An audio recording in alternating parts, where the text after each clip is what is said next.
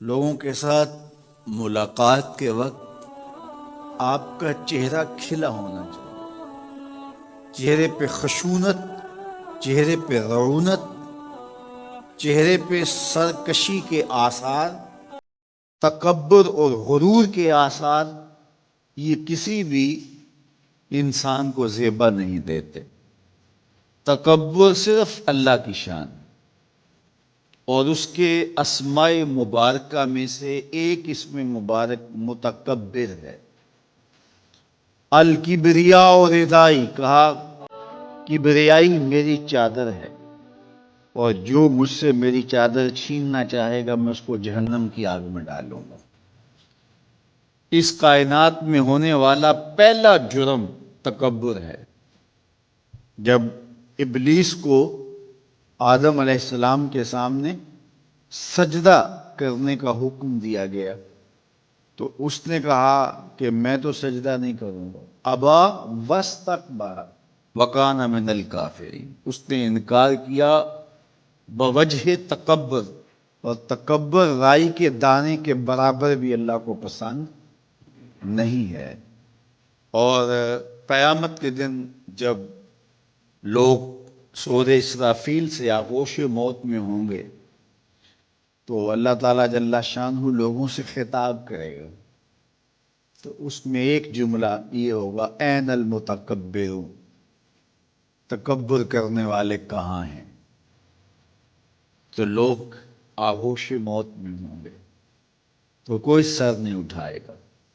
اللہ فرمائے گا این الملوک، بادشاہ کہاں ہے؟ کیونکہ زیادہ تکبر بادشاہوں میں، حکمرانوں میں ہوتا ہے۔ تو اللہ تعالیٰ فرمائے گا انا المتکبر، میں متکبر ہوں، یہ میری شان، انا الملک، میں بادشاہ ہوں۔ تو بادشاہی اسی کو زیبا ہے، تکبر اسی کو زیبا ہے۔ تو نصیحت کرتے ہوئے فرمایا وَلَا تُسَائِرْ خَدَّكَ لِلنَّاسِ، لوگوں کے سامنے اپنی گردن کو، اپنے چہرے کو، اپنے رخسار کو ٹیڑھا نہ کرنا۔ ابن منظور افریقی نے لسان العرب میں لکھا ہے کہ یہ سعر سے نکلا ہے اور یہ اونٹ کی ایک بیماری ہے۔ جس طرح بندوں کو لقوہ ہو جاتا ہے، اس کا منہ ٹیڑھا ہو جاتا ہے، تو اونٹ کو ایک بیماری لگتی ہے، تو جب وہ بیماری اس کو لگ جائے تو اس کی گردن ٹیڑھی ہو جاتی۔ تو عرب کے محاورے کے مطابق قرآن نازل ہوا ہے، تو اشارہ کیا کہ جس طرح اونٹ کی گردن ٹیڑھی ہو جاتی ہے تو تکبر کی وجہ سے تمہارا چہرہ بھی ٹیڑھا نہ ہو جائے۔ یہ تمہارا چہرہ اچھا نہیں لگتا، اس پہ خشونت، اس کے اوپر غصہ، اس چہرے کے اوپر جو ہے وہ وحشت اچھی نہیں لگتی، اس چہرے کے اوپر تبسم اور مسکراہٹ اچھا لگتا ہے۔ یہ چہرہ ہنستا ہوا گلاب جیسا ہی اچھا لگتا ہے۔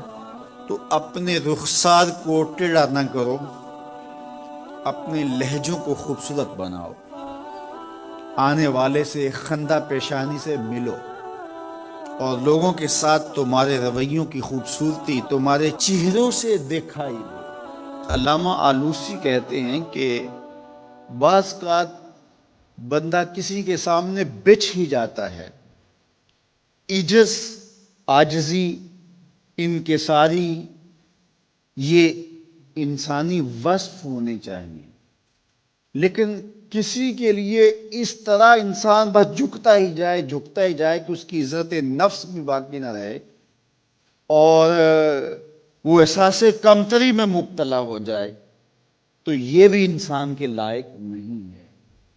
تو رخسار کو ٹیڑھا کرنے کا جو ہے وہ مفہوم یہ ہے کہ آپ عجز اختیار کریں، لیکن اس عجز کا یہ مفہوم نہ ہو کہ آپ کی عزت نفس مجروح ہو جائے۔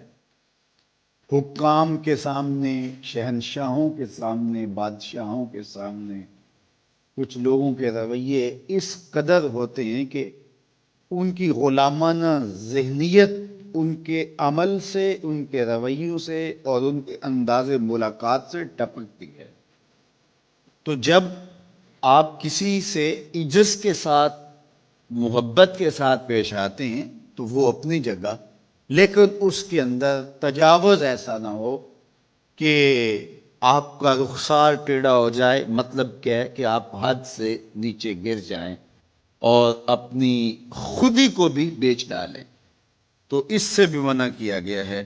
تو ان دونوں کے درمیان بیلنس رکھیں، تکبر میں بھی مبتلا نہ ہونے پائیں اور احساس کمتری میں اور ایسا عجز جو آپ کی خودداری کو بہا کے لے جائے اس میں بھی مبتلا نہ ہونے پائیں۔